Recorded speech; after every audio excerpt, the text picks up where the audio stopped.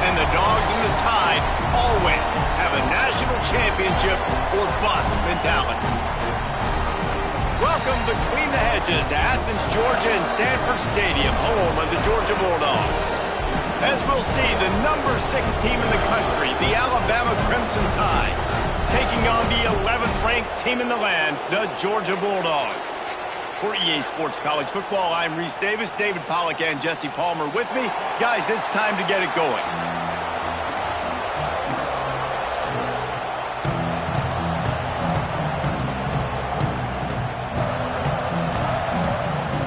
Georgia about to kick it off to get us underway.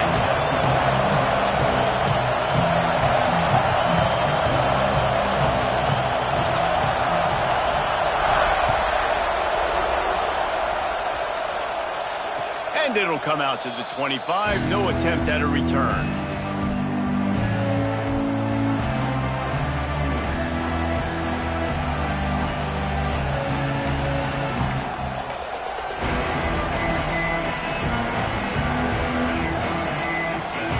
This place is roaring, and it's going to be so hard to operate under these conditions. Out of the gun, the running back has it. He never had a chance to get it to the edge in first play of the game, and you're already behind the sticks. And that's why he is an All-American caliber player. He is just so physical and dominant against the run. He's able to shed blockers, use his athleticism, use his speed, get to the ball carrier and bring him down. Simply one of the best box defenders you're going to find in the entire country. Fires downfield. Or did he find a hole in that secondary? Bulldozes his way through. He flips his field in an instant, and he's got him set up at the 20.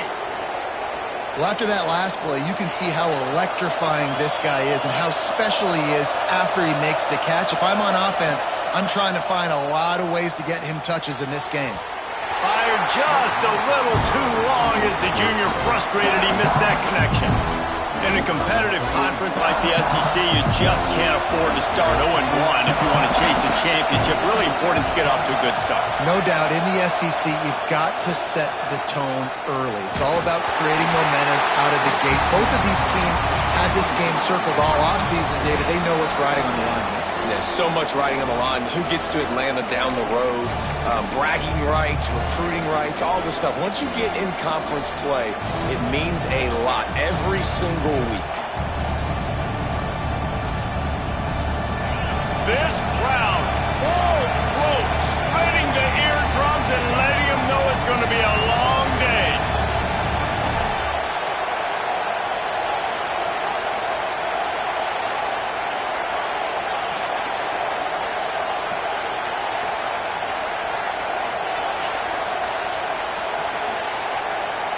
Looking downfield, it's Simpson.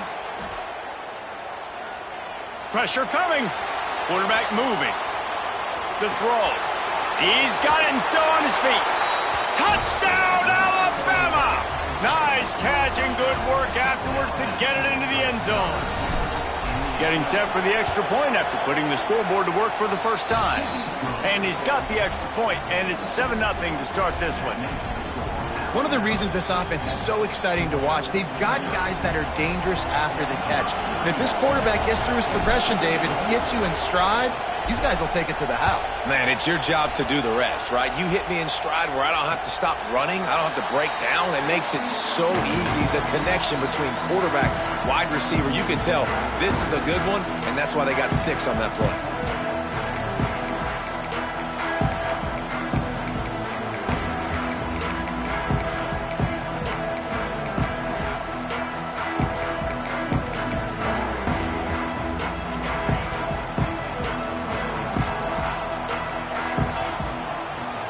Football with the run. Works ahead for a couple. They'll stop him at the 27. This rivalry might not be as bitter for Alabama as the ones against Auburn or Tennessee, or for Georgia, the ones against Florida or Georgia Tech. But when Alabama and Georgia have met over the past decade or so, No matchup has been more impactful across the SEC or college football. Oh, there's no doubt. Georgia's had a Bama problem. I mean, they've kind of had their number. Obviously got over the hurdle for the national championship, but some great teams that have been held back because Alabama's dominance.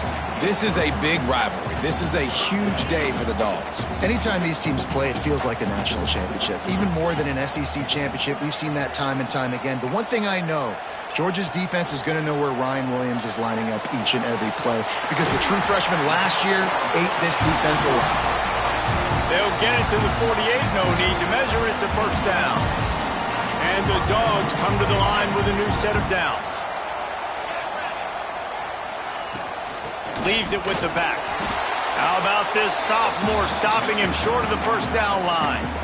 Run game is good. Balance is good. Now, listen, if the run game isn't good, then you got to pass the football a little bit more. But sometimes you got to keep them honest, take them chunk by chunk. Back to pass, it's Stockton. Throws to the wideout. Got it in the middle, it's Young. Makes the grab and a nice gain, gets it to the 35. Now, last year, there were long stretches in which the Georgia offense hardly looked like a well-oiled machine. Now the quarterback's transferred, new full-time starter in there. I think it's fair to say, David, that the Dogs need more from the quarterback position this season. They do need more, but I tell you what, they didn't help him the whole spot around, right? The offensive line, running backs, receivers, it was kind of below average for every position, but the quarterback is the tone setter, the captain, and having a guy like Gunner at the helm, man, this is a dude they all trust, they all respect, and I expect this offense to bounce back in a big way. Back to pass on second down. Throws to the tight end. Connection to the right. Got like that big, reliable security blanket. And that's what tight ends are a lot of the times. They're just usually big, huge guys that if I throw it anywhere near him, he's going to pluck it, catch it, and give me some positive yards. Making sure they have good balance, keeping it on the ground. And there was nowhere to go, just stopped in his tracks in the backfield. You know when you're playing against a defense of this caliber, you're going to have some sort of balance, right? You can't just drop back and throw it every single play. Nothing going on that last run. They're going to have to find another way to get it going and hand him the ball off. Second down, he'll throw it. Here's the heat. And the rush will get to him at the 25. And it is hardly a big surprise that this Alabama defense is hitting hard and making their presence felt in the backfield. Yeah, it's what they built their brand on. They built it on physicality and stopping the run, and you've seen over the last several years, too. After they do that, they come after your quarterback, and they try to get that sucker on the ground. He is denied, cannot get to the first down marker, and it's fourth down coming. And now on fourth down, they'll try a field goal. And he'll try to knock it through from the right hash and 35 yards out. It's good. Easy call for the refs. That'll bring him to within 4. And you want a touchdown and you want to be aggressive, but, man, right down the middle, that obviously gives me some confidence down the road that I can trust this guy.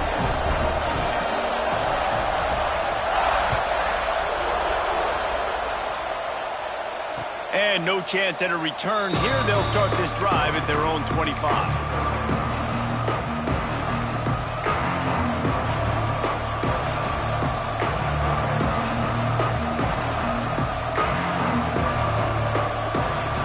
They'll put this one in play. First snap of the drive from the 25.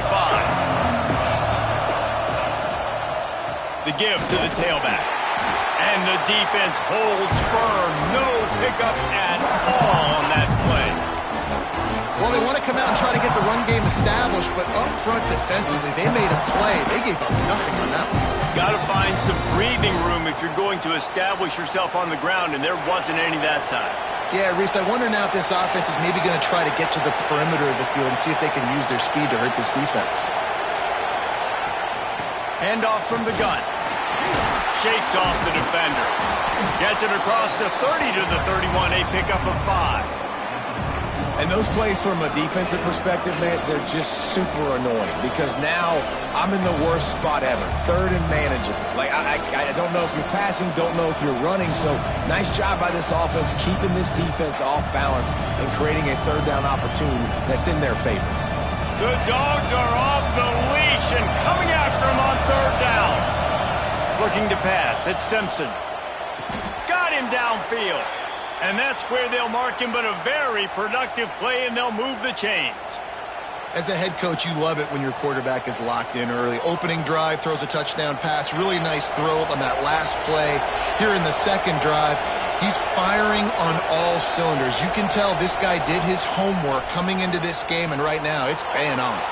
It's incomplete, and we'll change into the field now. We've reached the break, and Alabama has the lead. And we've reached the end of one. Before we move on, let's take a look at our stats so far. Heading in the opposite directions now as we crank it up in the second.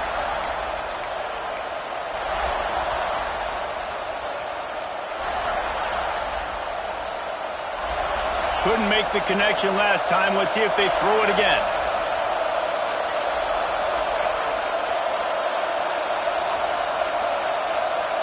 They'll go with a direct snap. Maybe a 3-yard pickup there, third and long coming up. Love seeing these early season top 25 matchups. You can get a really good feel of how good these teams are, guys. And the intensity is going to be big too, David, because the players, you know, on these teams, they've been thinking about this game for a long time. They knew they'd have a national stage, and they got a chance to prove just how good they are. Oh, man, make that statement. Make that early statement. We always look at the end of the season, and what does the committee say? Oh, they beat top 25 so-and-so. Here's your chance to put that on your resume that'll pay off big time and late in the season. This Alabama offense is clicking. They're set up with another first down. Wants to throw on first down. Hit hard just as he released it on first down and just couldn't get it to the receiver. A good job by this defense. Great job in the secondary. Eyes on the quarterback. They took away the first option, made him go to option 2, made him go through his progression, and then they got time to get home and get a hit on the quarterback. Flips it out on the screen. Oh, he just handled it poorly, and it's a fumble. I don't know if it was luck or aggression or just a fortuitous bounce, but at least they've got the ball back. But one thing I do know, Reese, this running back has got to do a better job with ball security.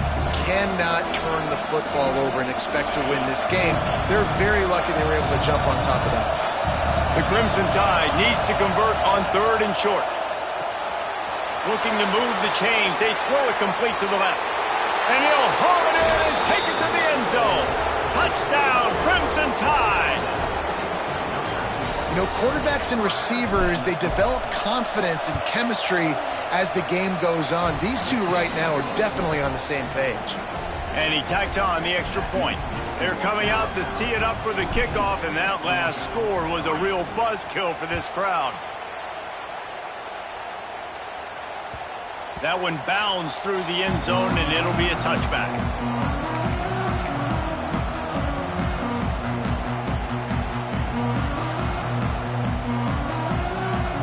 We're ready to get another look at this Bulldog offense. There's a little more urgency attached to this drive. They've only been able to put up a field goal and start this one down 14-3. Plows through the defense. Crosses the 30 to the 31, a 6-yard gain. You love to see this on offense. Early in drives, getting that kind of yardage keeps you ahead of the chains. And the Bulldogs with a second and short to keep this drive moving. Running back searching for a hole. Across the 45. Gets away from one. He's got space. He's running free down the middle. Touchdown, Dogs! Once he got some room, it was over. Man, I am a great play caller when I can hand it to guys like that, and he can go that far to the house, create big plays, showed you a little bit of vision, showed you a little bit of burners when he kicked it in gear and got the long touchdown. We check in with Kevin Connors. What's going on, Kevin? Fellas, here's a quick update on a top 15 clash today. Clemson is down right now, but I'm not convinced this team doesn't have a C.J. Spiller-like big play in them. any change in momentum, and this is a brand new game. It's a touchdown game. They're trailing by 7 to Miami. We'll circle back if anything changes in this big-time ACC matchup. Guys? Thanks for the update on that one, Kevin. Let us know when it goes final. The Tide offense rolls onto the field. With the catch, it's Hill. Nice gain on that play, but leaves it a little short of the first down.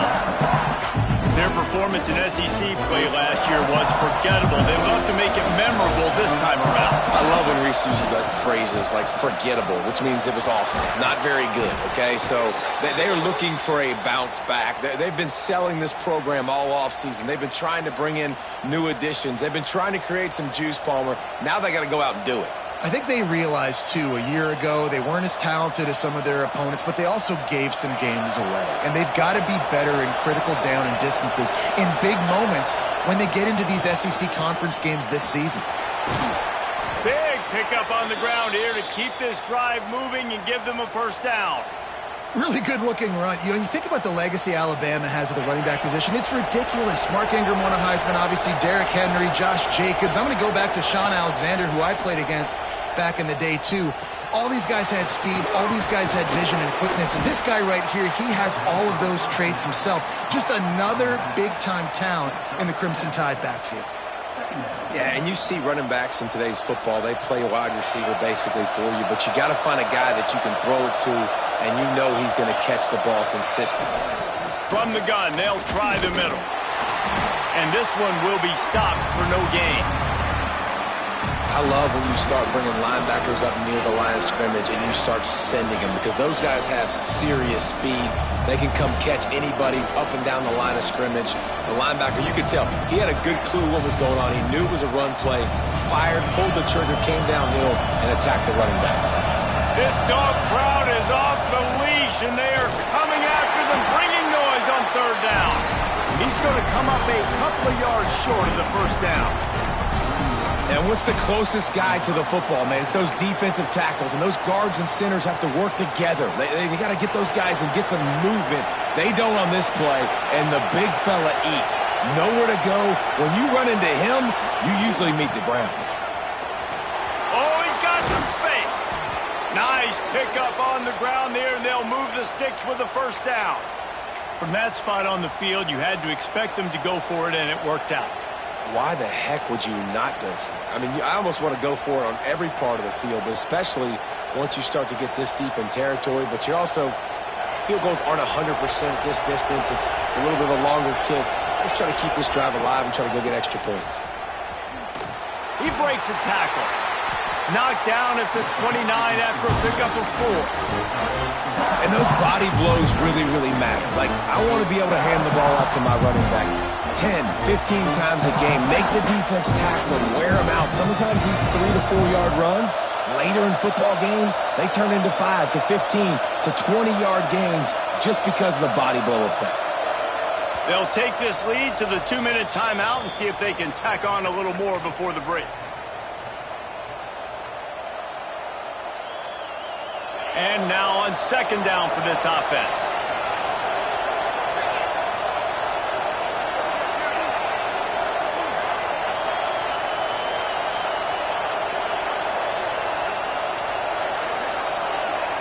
The corners are walked up tight.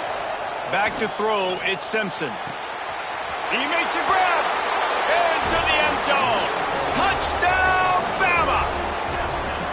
Quarterback's abilities to read the field is huge, and also the anticipation, the timing. To be able to throw the football, Jesse, and hit a guy in stride so he can get run after the catch and get in the end zone, that was a nice job by the quarterback. Yeah, it's critical, David. And listen, a lot of times touchdown passes aren't thrown into the end zone. You've got to read the coverage, hit the open guy, and let him do the rest.